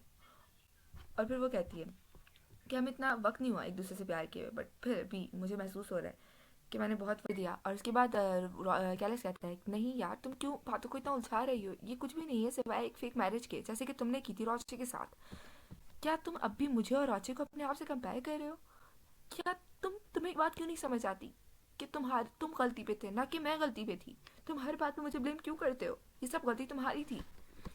और फिर वो कहता है यार तुम प्लीज़ मुझे समझने की कोशिश तो करो, हमें कुछ ज़्यादा नहीं करना, हमें बस उन दोनों से डाइवोर्स लेनी है और फिर हमें बस स्टार्टिंग पे जाना है, हम शादी कर सकते हैं दोबारा, बस हमें जो भी चाहिए वो बस एक वक्त है। टाइम? क्या तुम्हें लगता है बस टाइम चाहिए हमें? क्या मतलब? हाँ ना, वक्त ही था वो।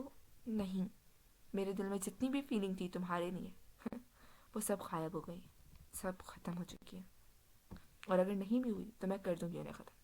उसके बाद हमें कदमों की आवाज़ आती है और बताया जाता है कि जो सारिया है वो चलना शुरू हो जाती है, और ये हमेशा की तरह चीज़ी होता है उसके पीछे आना शुरू हो जाता है कि प्लीज़ हम मुझे कुछ करना है, तुमसे रुको, थोड़ी देर मेरी बात सुनो। और वो उसका हाथ पकड़ लेता है। मुझे समझ नहीं आता इस लड़की का क्या ऑब्सेशन है इसका हाथ पकड़ने से, हर 5 मिनट बाद इसका हाथ पकड़ लेते हैं, दिमाग खराब। खैर लेडी सारिया बोलती है कि मुझे जाने दो, मेरा हाथ छोड़ो। कहते हैं सारिया रुको मेरी बात सुनो। कहती है नहीं, मुझे तुम्हारे अंदर से दूसरी जर्नी की पावर सेंस हो रही है, प्लीज़ मेरा हाथ छोड़ो। और ये जो है ये क्योंकि सेम पावर्स हैं तो वो मुझे रिपल कर रही है मेरी पावर को, तो ये मुझे दुखा रहा है, तो प्लीज़ तुम मुझे छोड़ दो। और वो बहुत अजीब सा मुनाता है, कहता है प्लीज़ थोड़ी देर रुक जाओ मेरी बात सुनो। तो पीछे से आ जाता है रॉचे, वो कहता है तुम्हें समझ नहीं आ रहा कि वो क्या कह रही है, उसका हाथ छोड़ो। और क्या अब तुम बहरे भी हो गए हो मार्कस हेनिटेशन? और ये जैसे ही बोलता है रॉचे वो बुरा सा मुनाते है, उसका हाथ छोड़ देता है और कहता है वेल। और फिर रॉचे आके देखता है कि तुम्हारा जो, कहता है कि तुम्हारा जो जख्म है ये दोबारा खुल गया है। कहती है हाँ थोड़ा सा खुल गया है। कहता है ये थोड़ा नहीं है बहुत ज़्यादा है, ऐसा करो हम चलते हैं। रॉचे कहते हैं चलो हम लोग पीछे वाले चलते हैं ना, तो तुम्हारा जख्म जो है उसे देखना उसका कुछ हल करने ना। तो वो बोलता है कि मतलब कैलिस बोलता है कि मैं क्या अगर आप इजाज़त दें तो क्या मैं लेडी को ले जा सकता हूँ प्रीस तक? तो कहता है मगर तुम क्यों उसे लेके जाओगे? कहता है क्योंकि हमारी कुछ डिस्कशन हो रही थी जो कि बीच में ही छूट गई है, जिसे मैं कंटिन्यू करना चाहता हूँ। तो कहता है मेरे ख्याल से इसका डिसीजन सारिया को करना चाहिए कि वो किसके साथ जाना चाहती है। फिर वो पूछता है कि क्या तुम मेरे साथ जाना चाहोगी या कैलिस के साथ? फिर वो आराम से कैलिस को गुस्सा दिलाते हुए रोजे का हाथ पकड़ती है और कहती है मेरे ख्याल से मैं आपकी एहसान मंद हूँ और बेशक मैं आपके साथ जाना चाहूँगी। और जाहिर कह रही हूँ रोजे उसकी तरफ देखते कहते हैं एहसान मंद। और फिर जाते हुए बोलता है क्या ये कुछ ज़्यादा ही नहीं हो गया था एहसानमंद, तुम मेरी एहसानमंद नहीं हो, तो प्लीज़ ऐसे वर्ड्स आगे से यूज। रॉचे जो है वो नीलन को कहता है कि प्लीज़ तुम जो होना जाओ और प्लीज़ को मेरी उसमें भेजो, स्टडी रूम में भेजो। तो कहते हैं ओके योर ग्रेस। और पीछे जो ये होता है बार बार जाहिर निकाले मुँह से, ये जो कैलिस है ये पीछे खड़ा रहता है और बहुत गुस्सा कर रहा होता है, इसकी आँखों के साथ देख सकते हो। फिर जो वो होता है प्रीस्ट होता है वो कहता है कि मेरे ख्याल से लेडी सारिया को अपने हाथ को ना मतलब थोड़ा सा आराम देना चाहिए, इतना मूवमेंट उनको नहीं करनी चाहिए। और उसके बाद वो कहता है अच्छा ठीक है फिर मैं आप चलता हूँ। और वो जाला जाता है। तो कहता है रॉचे जो है वो सारिया से पूछता है कि आप तुम्हें बेहतर लग रहा है? सारिया कहता है मुझे बेहतर लग रहा है। तो रॉचे बहुत क्यूटली उसकी तरफ घूम के कहता है क्या कुछ ऐसा नहीं जो तुम्हें मुझे बोलना चाहिए? तो वो खड़ी होती है और के सामने बो करते हुए कहती है कि यस योर ग्रेस, मुझे लगता है इस बात के लिए बहुत देर हो गई है, बट मैं अभी भी आपसे कहना चाहूँगी कि आपको बहुत बहुत शुक्रिया मेरी जान बचाने के लिए। एट दैट मोमेंट रोचे जो है वो घबरा के खड़ा हो जाता है, कहते क्या कर रही हो तुम ठीक तो हो ना, मुझे लग रहा है तुम्हारे सर पे भी चोट लग गई है। कहते हैं नहीं ऐसा तो कुछ भी नहीं, मेरे सर तो बिल्कुल ठीक है। और टू बी ऑनेस्ट ये रोचा ऐसा इसलिए कर रहा है क्योंकि जो पिछली सरिया थी, रोचा ऐसा सब इसलिए कह रहा है क्योंकि एक तो पहले तो इनकी बनती नहीं थी, दूसरी बात ये कि जो पुरानी सरिया थी ना उससे भी इसकी नहीं बनती थी।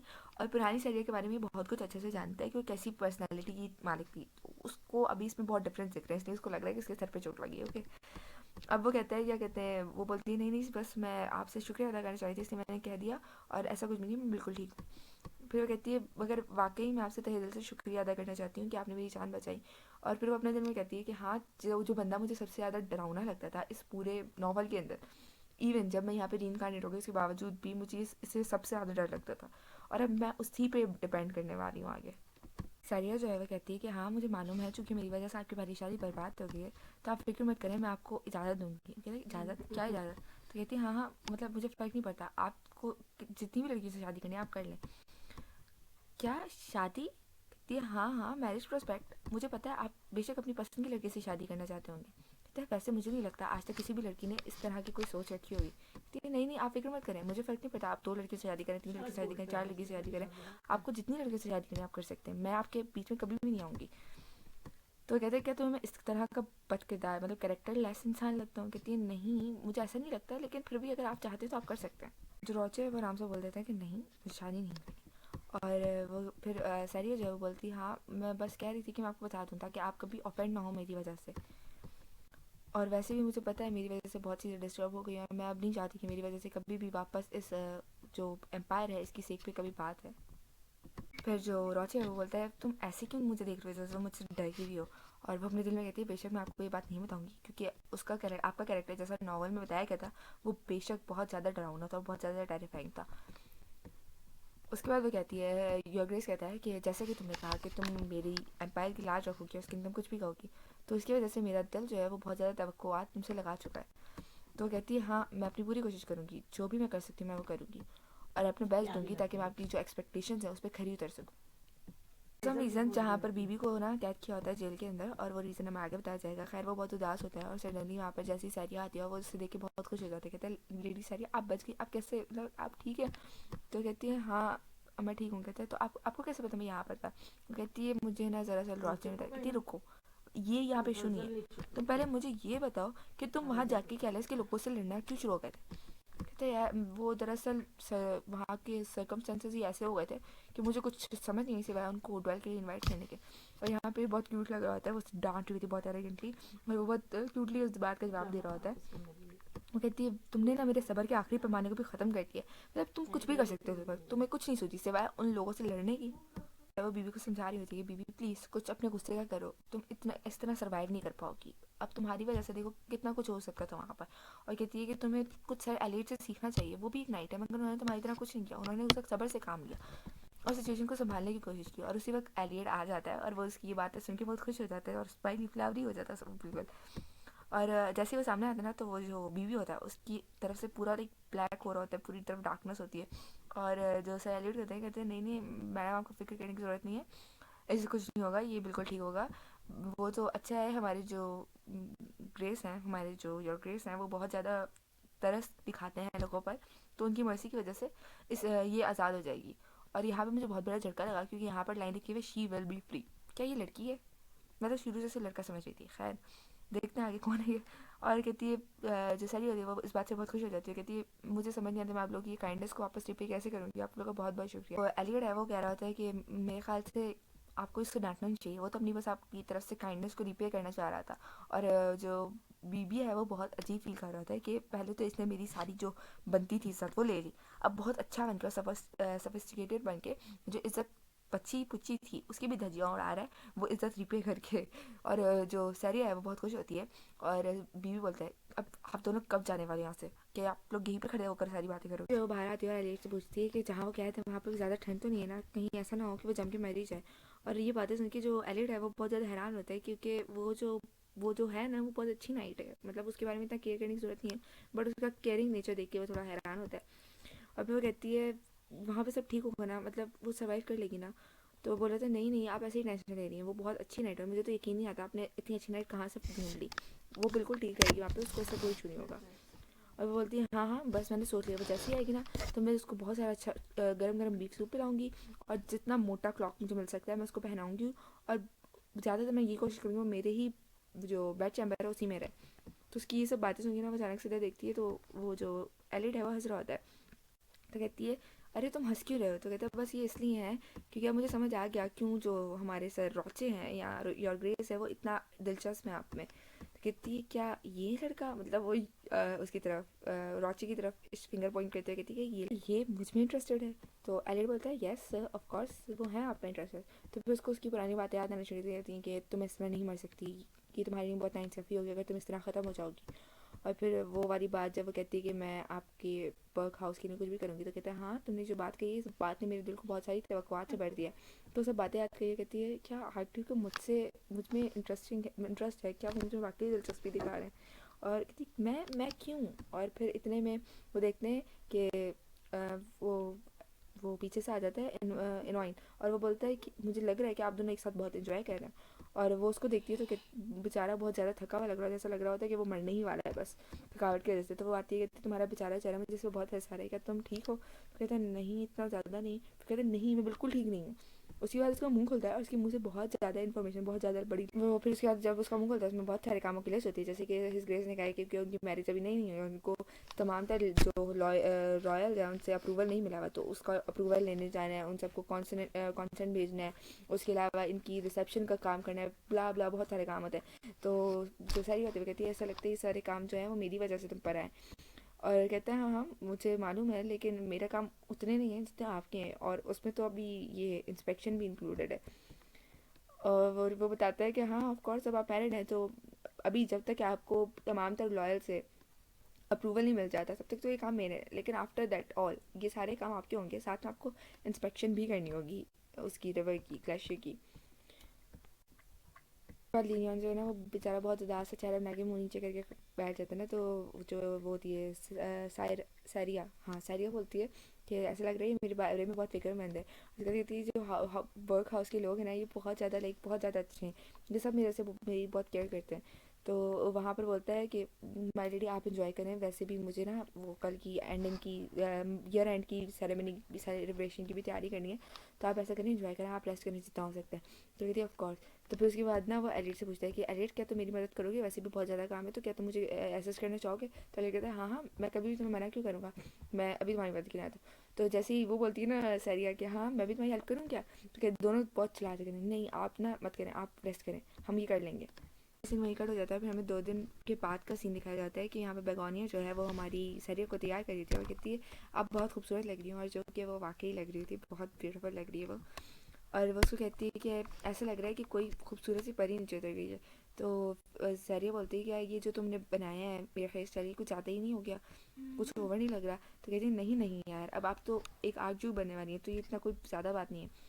तो वो कहती है सैरिया कहती है कि मैं आरजू बनी हूँ बट वो बस ऐसे ही है, मतलब वो उन्होंने मुझ पर मेहरबानी की थी। तो वो बेगौनी कहती है कि मैंने काफ़ी दफ़ा देखा है कि जो ऐसे मेहरबानी में रिश्ते जुड़ते हैं वो अक्सर तकदीर बन जाते हैं लोगों की।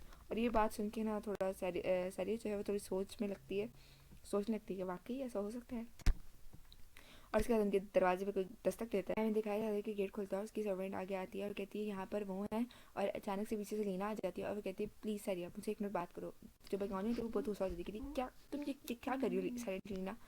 तो वो बोलती है सैरिया बोलती है बेगौनिया क्या तुम हमें थोड़ी देर अकेले छोड़ सकती हो? तो बेगौनिया बोलती है मगर वो फिर खैर वो चली जाती है। और उसके बाद सैरिया बोलती है मैं चाहती हूँ सुनना कि वो मुझे क्या बोलने वाली है। फिर वो कहती है लो चलो अब हम दोनों अकेले हैं तो बताओ तुम यहाँ क्या कहने आई हो? कहती है मैं बस यही कहना चाहती हूँ कि तुम कैलिस को इतना ब्लेम मत करो, वो बस इतना ही कहती है। यहाँ रीना जो है वो कैलिस की सफाई में कहती है कि तुम्हें मालूम है हमेशा मैं ही उसे कहती रहती है कि मुझे जाना है ग्लेशियर पे, और उस वक्त हमें नहीं अंदाजा था कि उस दिन हम जाएंगे और वहाँ स्नो स्टॉर्म आ जाएगा। वो फिर सारिया बोलती है रीना क्या तुम्हें मालूम नहीं था कि कैलिस मेरा फियांसे है? सारिया जवाब में लीना जवाब में कहती हाँ मुझे मालूम था मगर वो वाकई मेरा सिर्फ और सिर्फ एक अच्छा दोस्त था, सिर्फ और सिर्फ एक अच्छा दोस्त, और जो मैं चीज़ चाहती थी वो बस ये थी कि मैं उसके साथ एक आखिरी अच्छी मेमोरी बनाऊँ। ओह आखिरी अच्छी मेमोरी, तो फिर ठीक है वो तुम्हारे पास है, अब तुम दोबारा कभी भी कैलिस को नहीं देख पाओगी कहती है सॉरी लीना कहती है सैरिया, और सारिया दिल में कह रही होती मैं ऐसा इसलिए कह रही क्योंकि जैसे कि नॉवल की ओरिजिनल नॉवल में एंडेड हुई थी कैलिस की, मतलब मैंने उसे बेइज्जत किया था बहुत ज़्यादा, इस दफ़ा भी मैंने वैसे ही किया और इस दफ़ा मैंने मतलब अपने हक पे होने की वजह से बेइज्जत किया, तो मुझे ये लगता है कि वो वापस वही सब करेगा और वो चला जाएगा तू। तो जो लीना है वो कहती है नहीं तुम ऐसा मत करो, मैं वाकई चाहती हूँ कि हम दोनों मतलब लीना और सारिया अच्छे दोस्त बन जाएं। तो सारिया कहती हाँ क्या वाकई, तुम पागल हो गई हो लीना, तुम कैसे सोच सकती हो कि एक वाइफ और एक उस हस्बैंड की मतलब एक्स से दोस्त कैसे बन सकते हैं। तो कहती है क्यों नहीं, और सारिया को बहुत बार गुस्सा आता है इस बात पर, कहती है क्या मुझे माफ़ करना, तुमने क्या कहा। तो कहती है कैलिस और मैं नॉर्मली मैरिड नहीं है और तुम्हें ये बात बहुत अच्छे से मालूम है, जैसे कि तुम दोनों भी नहीं हो। तो सारिया बोलती है मुझे इस बात से कोई फ़र्क नहीं पड़ता, ये तुम दोनों के बीच की बात है, तो प्लीज़ मुझे इन सब में इन्वॉल्व मत ही करो। बोलती है कि सारिया मुझे वाकई लगता था कि हम दोनों अच्छे दोस्त बन सकते हैं, इतने में वहाँ पे नौकरानियाँ आ जाती है, बोलती है सारी लेडी सारिया जाने का वक्त हो गया है। तो वो बोलती है लीना बोलती है वैसे भी वो औरत जिसने तुम्हें पैदा किया वो भी तो एक कॉमनर थी ना, और वो यहाँ पर एक परफॉर्मेंस देने आई थी। और ये बात सुनकर जो सैरी के ऊपर होती है उससे बहुत ज़्यादा गुस्सा उसी में ही कट हो जाता है। और फिर यहाँ पर हमें लेना उनकी आवाज़ आती है जो कह रहा था क्या आप वही लेडी सैरिया नहीं है जिनके बारे में मैंने सुना था कि वह एग्जॉस्ट हो गई थी अपनी शादी के अंदर और बेहोश हो गई थी। और यहाँ पे हमें सैरिया को दिखाया जाता है जो कि उसके ऊपर चढ़ी होती है, सीढ़ियों पर चढ़ी होती है और उसके हाथ में कुछ होता है कि ये क्या मैं इसको यहाँ पर टांग दूँ, हाँ क्या ये यहाँ पर ऐसा लगे मैं यहाँ पे टांग देती हूँ। और पीछे जो लीना है तो बेचारा कह रहा था लेडी सारिया प्लीज़ आप नीचे आ जाओ आपको चोट लग जाएगी, मगर सुन रही होती है। तो फिर लीना जो है वो आता है रोचे के पास और आके उसकी शिकायत लगाता है कि आप उन्हें रोकें प्लीज़, उन्हें रोकें कि वो इतना काम ना करें। तो वो कहता है रोचे बोलता है मैं उसे क्यों रोकूँ, और वैसे मैं किसी को कैसे रोक सकता हूँ जिसने प्रॉपर अपना इरादा बनाया हो कि वो काम करेगा, और वैसे भी उसका काम करना बहुत बेहतर है, इससे उसका माइंड जो है वो डाइवर्ट रहेगा, कम से कम वो उस बेकार शख्स के बारे में तो नहीं सोचेगी। और एक बात मुझे तुम बताओ कि तुम्हें उसकी इतनी फिक्र क्यों हो रही है, तुम क्यों उसे रोकना चाह रहे हो। तो वैसे भी मैं वो हूँ जिसे उनका सारा काम करना चाहिए, तो वो अपना काम क्यों खुद करेंगी। और वैसे भी और ये सब जो कुछ भी हो गया इतना टाइम पर और टाइम से पहले ये उन्हीं की वजह से, आपको मेरे ख्याल से ना उनका उनका शुक्रगुजार होना चाहिए, उन्हीं की वजह से आपकी जो ये सारी तैयारी है ना वो हो पाई, और उन्हीं की वजह से आप यहाँ पर बैठे हुए हैं और आपके सारे पेपर्स भी उन्हीं की वजह से अरेंज है कि आप उनको आराम से पढ़ पा रहे हैं। फिर लीनन जो है वो एक पेपर पे पढ़ के बता रहा होता है कि आपकी मैनर पे जो है ना वो ये लास्ट विजिट होने वाली है, तो क्या आप लेडी सैरिया को अपने साथ लेके जाने वाले हैं। तो कहता है हाँ हाँ मैं लेके जाऊँगा ऑब्वियसली, भले से हमारी इंडिविजुअल वेडिंग हो या फिर जो भी हो, हम बेशक नाटक करें लेकिन हमें लोगों के सामने तो ऐसे ही आना है कि हम असल में हस्बैंड वाइफ हैं, तो ऑब्वियसली लेके जाऊँगा। तो लीना बोलता है हाँ मैं वैसे भी बहुत बेताब हूँ, वहाँ पे जितने भी जंगली लोग हैं वो क्या बोलने वाले लेडी सैरिया के बारे में। तो रॉचर बोलता है कि हाँ मैं भी हूँ, देखते हैं क्या होता है। तो वो बोलता है हाँ लेकिन अगर अभी आप कहाँ जा रहे हैं और ग्रेस। तो कहता है बेशक अभी फेस्टिवल शुरू होने वाला है और मैं बहुत ज़्यादा हार्टलेस दिखूंगा अगर मैं अपने फेस्टिवल वाले दिन भी अपनी वाइफ को गार्ड करने ना जाऊँगा। और ग्रेस अपने स्टडी से बाहर निकलता है स्टडी रूम से और वो चल के जा ही रहा होता है कि उसे सामने कोई दिख जाता है, गेस आउट कौन होगा, ऑब्वियसली कैलिस। तो वो बोलता है कि क्या तुम यहाँ पे क्या कर रहे हो। तो वो कहता है मैं दरअसल लीना को लेने आया हूँ। कहता है वो सैनेट वो यहाँ पे क्या कर रही है, अब वो वापस क्यों आई है। तो कहता है मुझे नहीं पता वो क्यों आई है। तो हाँ ऑनेस्टली वो बहुत बेकार है। तो गुस्से से बस उसे देख ही रहा होता है, इसके अलावा वो तो कुछ कर नहीं सकता। तो कहते हैं योर ग्रेस आपने वैसे कब सोचा अपनी शादी को एनुअल करने का। कहता है एनुअल करने का। तो कहते हैं हाँ मैं आपका बहुत ज़्यादा शुक्रगुजार हूँ कि आपने उसको बचाया, उसकी ज़िंदगी के लिए इतना कुछ किया, और मैं पूरी कोशिश करूँगा कि मैं आपको रिकम्पेंस कर सकूँ इसको अपने घर के नाम पर। कहते हैं क्या तुम क्या बोल रहे हो, रुक जाओ, तुम क्यों मेरी वाइफ के लिए थैंकफुल हो गए या उसकी चीज़ों को रिकम्पेंस करोगे। मैंने सब अपनी वाइफ के लिए किया। और ये सुन के जो मतलब हटती है मतलब बहुत बुरे तरीके से ये बंदा जो है जल जाता है और बोलता है माई वाइफ आप ऐसे कैसे कह सकते हैं। और आप उसका एक्सप्रेशन है कैलिस जो है वो रॉचे से कहते हैं कि यहाँ पे कुछ है जिसने आप लोगों को बांधा हुआ है। और रॉचे बोलता है मैं रॉचे नहीं बोलता सॉरी कैलिस ही बोलता है कि मैंने पूरी इंटेंशन बनाई हुई है कि मैं फ़ौरन रीना को डाइवोर्स दे दूंगा। और उसके अलावा क्या आपने उसके घर वालों से इजाज़त ली थी उससे शादी करने से पहले, मैं वो वाहिद हूँ जिसने इजाज़त ली थी। और उस वक्त फिर सोचता है रॉचे कि वाकई उस वक्त सिचुएशन ऐसी थी क्योंकि वो बहुत मतलब उसने ब्लड वॉमिट करना शुरू कर दिया था और बस वो मरने वाली थी। तो उस वक्त मुझे कुछ नहीं सोचा, मैंने शादी कर ली। तो ये इतनी डिस्गस्टिंग बातें कर कैसे सकता है। और फिर वो सडनली घूमता है और कहता है मुझे इस शख्स पे बहुत गुस्सा आ रहा है जिसने अपनी वाइफ को एंड मोमेंट पे मरते हुए छोड़ दिया था। और वो ये कहते हुए आगे जाता है और कैरिस बोलते हैं यार ग्रेस ऐसा कुछ भी नहीं था, मुझे समझाने तो और वो आगे उसका एक्सप्लेन ही नहीं कर देता, वो चला जाता है। फिर इन दोनों को लीना की आवाज़ आती है जो कहती है लेडी, और ये दोनों ही रुक जाते हैं और बहुत एग्रेसिवली उस तरफ देखते हैं कि क्या हुआ है वहाँ पे। और वहाँ पर वही सीन, वो वाला सीन जो था ना, जो बोल रही थी लीना कि आपकी मदर भी तो एक कॉमनर थी जो परफॉर्मर के तौर पर आई थी यहाँ पर, वो बोल रही थी वो सब, ठीक है। उसके बाद ये सब सुन के लीना को ना बहुत, सारिया को ना बहुत ज़्यादा गुस्सा आया, मतलब बहुत ज़्यादा गुस्से में होती। सारिया कहती है मुझे उस वक्त उन लोगों की बात याद आ गई जो कह रहे थे कि इसकी माँ ये बहुत खूबसूरत है बेशक, मगर इससे क्या फ़र्क पड़ता है, इसकी माँ तो एक एक्ट्रेस ही थी ना। और फिर उसको वो सब बातें याद आती हैं कि लोग इवन ये भी कहते हैं कि अगर कोई उसके माँ के बारे में या इस टॉपिक को छेड़ता है तो वो बहुत बहुत पागलों की तरह उनसे लड़ना शुरू हो जाती है। और वो कहती है नहीं, वो बस सिर्फ पागल नहीं होती, वो किसी पागल भैंसे की तरह बन जाती है जो किसी को भी, जो भी उसके सामने आता है उसे वो मार देती है। और इवन उसके बाद भी लीना जो है वो रुकते नहीं है, वो कहती है मुझे आपकी नस्ल जो है वो बहुत ज़्यादा पसंद है। और वैसे भी इससे क्या फ़र्क पड़ता है कि आपकी मदर जो थी वो एक कॉमनर थी, मैं भी तो एक कॉमनर हूँ, इसका मतलब हम दोनों सेम है। और उस मोमेंट पर जो सैरिया देवी से पता चल गया था कि उससे गुस्सा बर्दाश्त नहीं होने वाला, और वो बहुत ज़्यादा एग्रेसिव होकर फट जाएगी प्रेशर कुकर की तरह। और उसे पता था ये गुस्सा किस पे निकलने वाला है, ऑब्वियसली लीना सामने उसी पे निकलने वाला है। तो उस वक्त सैरिया बोलती है कि आपके चेहरे को क्या हो रहा है लेडी सैरिया, लीना बोलती है ये बात के सैरिया को। और उस मोमेंट पे सैरिया अपना थप्पड़, अपना हाथ जो है वो ज़ोर से उठाती है। और दैट मोमेंट जब उसने अपना हाथ हवा में उठाया था, वो कहती है मैं बिल्कुल सैरिया बन चुकी थी, और लोग उसे ऐसे देख रहे थे, मतलब बहुत शॉकिंगली उसे देख रहे थे, और काफ़ी लड़कियां ने तो अपनी आंखें भी बंद कर ली थी। और जो ये होती है क्या नाम है इसका, लीना, ये बहुत घबरा के पीछे हो जाती है। और यहाँ पे हमें पता चलता है थप्पड़ किसी और को नहीं, सरिया ने अपने आप को ही मारा था, क्योंकि वो नहीं चाहती थी कि वो सरिया की तरह एक्ट करे, वो किसी और पे जुल्म करे, क्योंकि उसे अपना गुस्सा कहीं तो निकालना था, इसने उसने अपने आप को ही थप्पड़ मार दिया बहुत ज़ोर से। और इस लड़की की नौटंकी देखो, लीना ऐसे नौटंकी करी थी जैसे थप्पड़ लगाओ। खैर, फिर सैरिया पूछती है, लीना बोलती है अरे ये आपने क्या किया लीना। और सैरिया तो लीना, सैरिया बोलती है लीना तो मुझे ये बताओ तुमने इस बारे में कहाँ से सुना। वो दरअसल मेरे ट्यूटर ने मुझे बताया था इस बारे में। क्या तुम विस्काउंट एसन की बात कर रही हो?